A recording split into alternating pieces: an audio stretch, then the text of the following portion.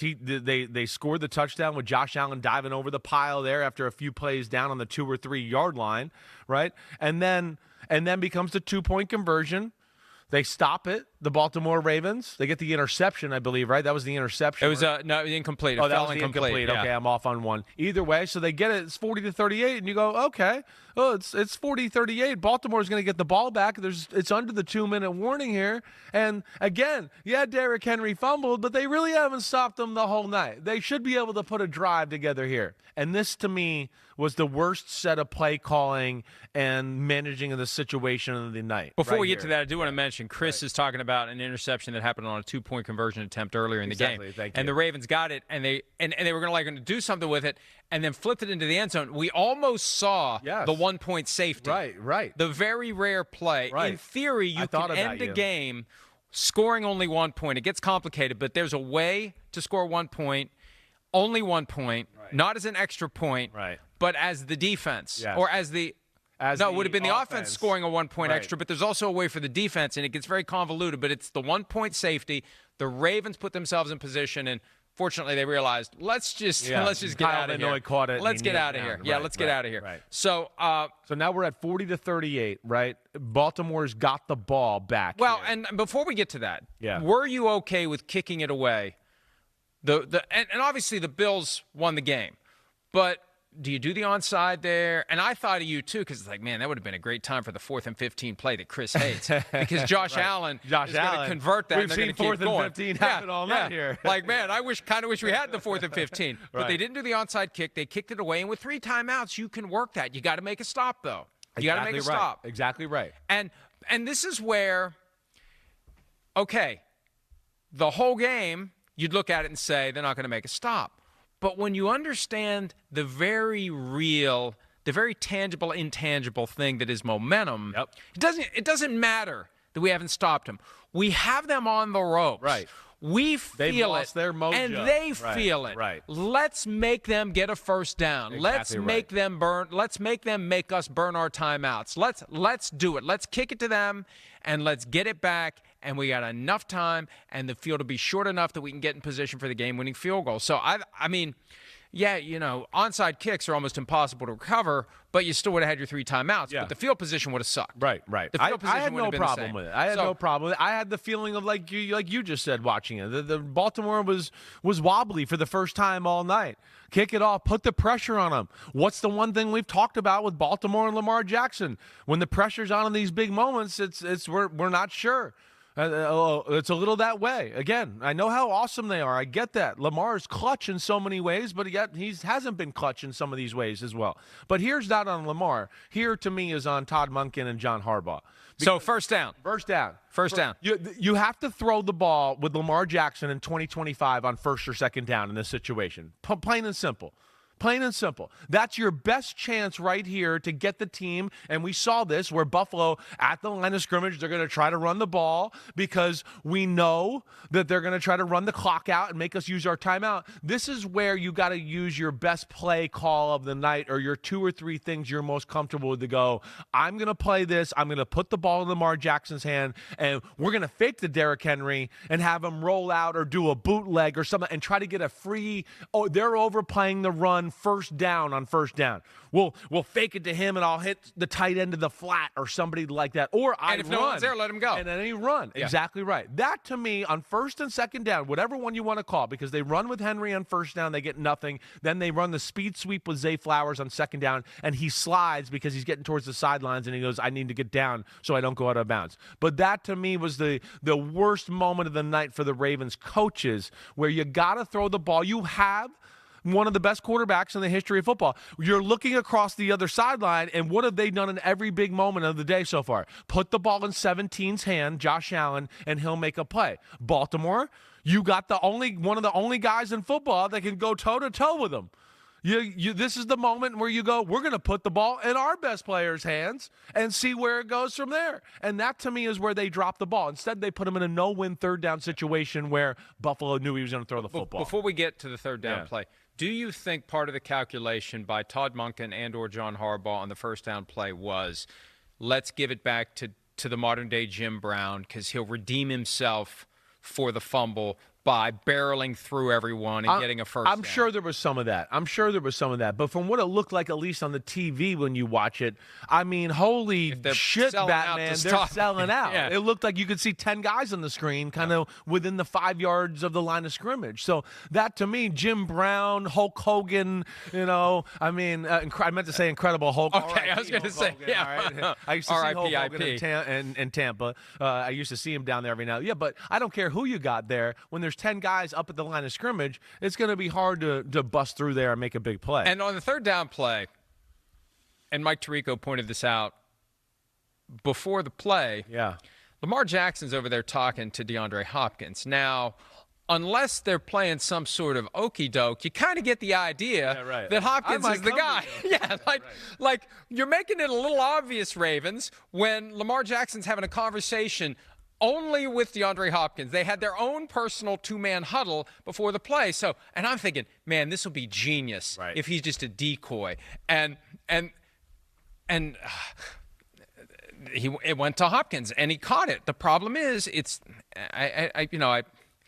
I have memories of a certain quarterback who used to wear number 8 in purple throwing short of the sticks in a key moment, but it's short of the sticks. And there's no way he's getting the first down there. He's not the guy that's gonna make the extra 3 yards when there's a guy on him. He's going to tackle him. Oh, yeah, they were all over it. There was nothing there. Again, I got to see maybe the play again, but I don't think there was anything downfield from what I could see in the background and on the replay or anything there. Lamar went with the defense, told him to go with the football. It was a tough situation. They were all over it. They were expecting pass, obviously, in the situation. Well, Hopkins cut off his route too short. It's on him. Yeah. You got to run to the sticks in that situation. Yeah, most times you do. That's where I got to look at it a little bit. But yeah, I mean, it was 3rd and 8, right? That's what it was. 3rd and 9. You got to get the first down. You got to run to the sticks. Now, look, and if you're not going to get the first down, at least you got to catch the ball and force them to use their timeout. I get that. Yeah. But that sequence, those 3 plays, I agree with you completely. You've got the guy who was the 2-time MVP, who can do it with his arm, he can do it with his legs, and the ball wasn't in his hands until it was 3rd and 9. Yes, not fair to him there in that situation.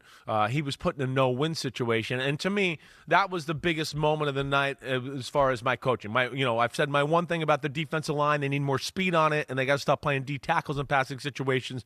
That to me, situation football was another mistake there by the Ravens coaching staff.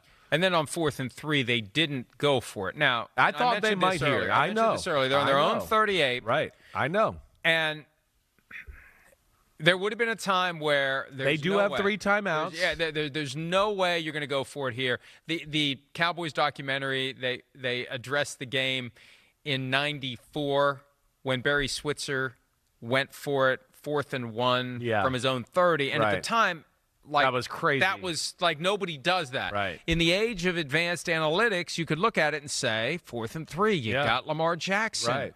You can ice the game. Yes. You got one play. Right.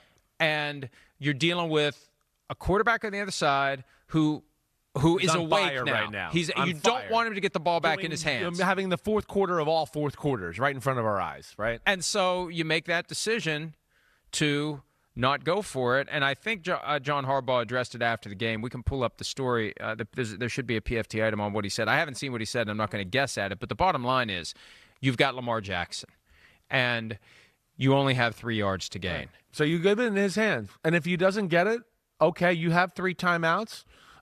So what? Maybe Buffalo scores. Okay, hopefully it's not a touchdown, but Buffalo scores and maybe not take enough time off to where you get the ball back with Lamar Jackson to have the chance to then go down and maybe win or tie the game that way or whatever, however it unfolds. You ready for the quote from John Harbaugh? Go ahead. I did think about going for it. Yeah. If it's 4th and 3, if you don't get it, they're in field goal range. So I think punting it is probably what most people would do there. That's what he said. Yeah. Most people don't have Lamar Jackson. Yeah. That's where you have to take into account. And that's where the whole analytics concept, whatever the percentages would have been, okay, the percentages are different when you have Lamar Jackson or Josh Allen or Patrick Mahomes or Joe Burrow. The Bills already proved that through the night. They kept doing, we're going to go for it. We have Josh Allen. I mean, they were doing it all night long. So what most people would do there ignores the fact that Lamar Jackson is a rare and special talent, and there are moments where you trust him and you give him a chance to advance his legend. Josh Allen advanced his legend last night with 251 passing yards in the fourth quarter, the most of his career. Right. I don't know where that ranks all time, but I don't think there are many 250-yard passing quarter performances in league history. Lamar Jackson would have had, and think about what that would have meant to the Ravens to go in there, slam the door after they felt like they're in quicksand and we can't get out. You let your best player in that moment seal the victory. And like you said, if they hadn't gotten it, you still have 3 timeouts. You can have the ball. Right. You still may get the ball back with enough time to do something. Well, exactly right. And so we're on the same page there. And even with that, on the last drive, he hits a big pass to Keon Coleman down the middle, and Jair Alexander just trips him up. I was sitting there at that moment going, oh, they should have let him score. Let him score. Let him score there. He should have scored, so you give the ball back to Lamar and let him do it there. But, yeah, I think there's something to be learned there. Buffalo rides Josh Allen in every big moment. They put pressure on the other team really because of Josh Allen. They put the ball in his hands, and they say, you got to deal with it. You're going to have to keep pace. Your other offense is going to have to keep pace. Hey, your defense, you're going to have to deal with Josh Allen. We're not afraid to go for it in fourth down in weird situations because of what he can do there. I mean, these two guys were phenomenal last night. It was unreal to watch. That's why you've heard me say so many times, these are first ballot Hall of Famers, legends, as good as it gets. They just need a Super Bowl trophy for everybody to kind of jump on the bandwagon and believe in the greatness to that extent. And there's still a long way to go in the season. But remember what we were talking about last week with the pressure that Sean McDermott has to be feeling because with each year deeper into Josh Allen's career that you don't deliver a Super Bowl appearance, you get closer and closer to the point where somebody higher than you on the organizational chart comes to the conclusion, maybe we need to try this with someone else. Sure. That same reasoning is going to apply to John Harbaugh at some point, too. You get deeper and deeper into the career of Lamar Jackson, I think that's and if you're not delivering, then somebody above you is going to say, you know what, it's been 16, 17, 18 years, whatever it's been. He's been there forever. And he's a Hall of Fame coach. But there's a point where if you want to get to a Super Bowl and win it with Lamar Jackson, you may have to consider a different approach. I'm not saying you should. I'm just saying these are natural questions that arise in an industry where 25% of the coaches are fired every single year. Around the NFL already. Every single year, you have 25% turnover, and John Harbaugh's avoided it for a generation. Yeah, he's been awesome. But so you and especially with the Chiefs looking a little bit wobbly on Friday night. I don't know why I did that. Like I was making the sound, and I wasn't trying to do the full simulation. But my point is, there's an opening there for the Bills and the Ravens. You can sense it so far. The Chiefs aren't what they used to be. I don't want to write them off. Yeah, but to see them lose on Friday night, the kind of game that they usually win, if you're the Bills and the Ravens, you got to be thinking, if you're watching that in the hotel or wherever you are, they wouldn't have been in the hotel by Friday night, they're home. They're home. It's a night, let's chill. Right. Watch this game.